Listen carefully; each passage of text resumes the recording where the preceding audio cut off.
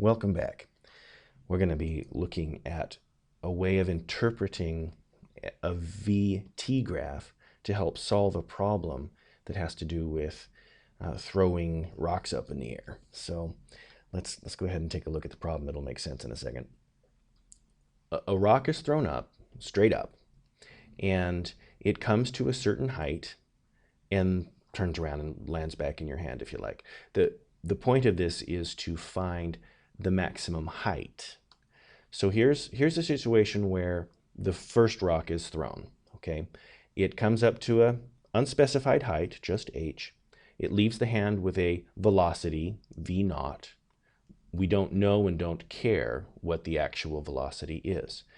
But in the second circumstance, there's another guy throwing a rock and it leaves the hand at 4 times the velocity of the first cast, okay? And it comes up to a different height. And we want to find out this, okay? We're going to, by default, be able to find a relationship between those two when we use a VT graph and some neat little geometry tricks that we learned before. Now, this could also be done algebraically using some rather difficult math, so I want to do this the simple way. And later, if we want, we can do it the hard algebraic way. But for this video, it's just the geometric interpretation of the VT graph. So here's our situation, and I'm going to draw a VT graph now. And we know that the velocity is going to be represented on the y-axis, okay? And the time that goes by will be represented there. So let's look at a couple things and see what we can discover from this. If we say that these two guys throw the rocks up at the exact same time, then the situation is as follows. The one throwing the rock up at the slower velocity, the v naught, will start at, it'll leave the hand and we'll just start counting them. That'll be time index 0. This one over here, the one that goes faster, that's why it's in red, that one will be going 4 times the velocity, but also leaving the hand at time index 0. Now you can see, of course, this one is going to come up to its maximum height before this one does, all right, when they leave the hands at the same time, okay? And that's rather intuitive and not so strange, but it's not the only thing we could do. I'll show you a couple other things in just a moment. But first, look at these two triangles. I have made the claim that this angle is the same as that one, and that this green one with 2 lines through it is the same as that one. You may wonder, well, how can I make that assumption? Well, there's a reason, and that's because we assume we're on Earth, and we assume that the gravity is the same at the surface of the Earth everywhere, and that's a valid assumption. And that means, as you've known since we've been starting these S, V, A, and T graphs, where we have position, velocity, and acceleration, we know that in an acceleration time graph, like this one is, that if there is a straight line going down and it has a particular slope, that is because of the acceleration that the object is being used for. It is what Earth is saying to the rock, okay, you now have an acceleration pointing towards the center of the Earth, and that is why when the rock leaves the hand and it slows down until it stops for just a instantaneous amount of time and then reverses direction and continues its trip downward, it's because gravity is saying you're going down. All right, and we know that the slope of the line will represent the acceleration due to gravity. So we know that for this one, and we know it for this one. We also know that these are both right-angled triangles, and if we have the same slope, we also have the same angles. And because this then is a kind of similar triangle, we know that we will have proportionality between this side and this side. So as if we made another triangle, say if we did one up here and put a line down there, say somebody else was throwing it maybe at 6 V naught instead, that could be represented by the line over here, and it would have the same slope as that one, and so on. That's important because it allows us to solve this in a more intuitive, simple way without going through all the heavy algebra. So let's take a look at what else we can do for these assumptions.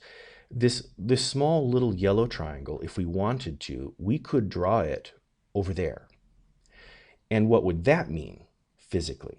It would mean that the man throwing the rock the fast way, the rock would leave his hand at time index 0. Then this guy would wait a certain amount of time before throwing his, and then they would reach the top at the same time. They would reach their maximum height at the same time.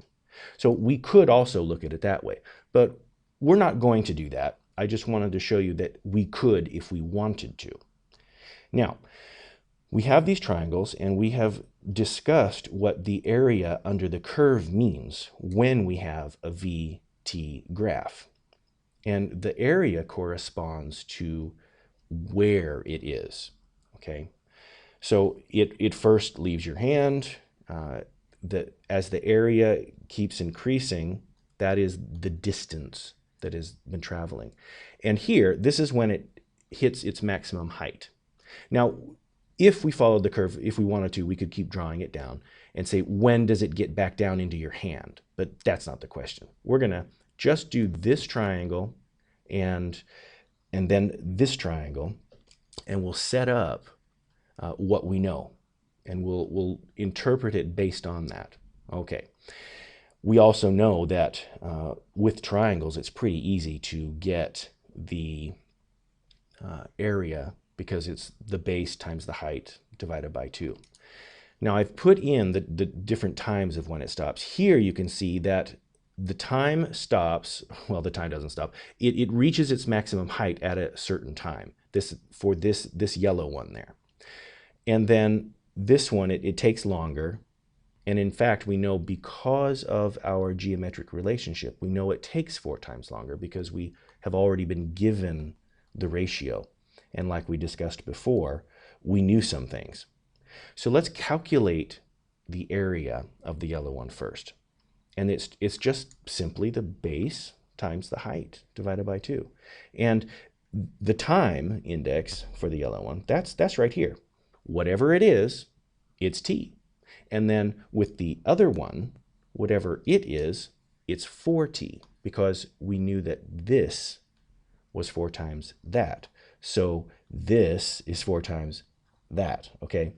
So we do the same idea for the triangle, and that's here, okay? There is the height, here is the base, and then you multiply them together and divide by 2. Now, I'm going to change the colors on this so that you can better see how this relationship pans out, okay? This yellow one, that's right here. That's this little guy, okay? That's the area, and that means that's how high up it went. And this one is how high up the one that was the faster one got up to. It's the yellow times 16. Now, why 16? Well, that's because 4 times 4 is 16. And we knew the relationship with the triangles that allowed us to make that assumption. So the red one will be 16 times higher than the green one. So using a simple relationship and simple understanding of a VT graph, we were able to solve what otherwise would have been a rather cumbersome algebraic equation. All right. Okay, I hope that helps. See you next time.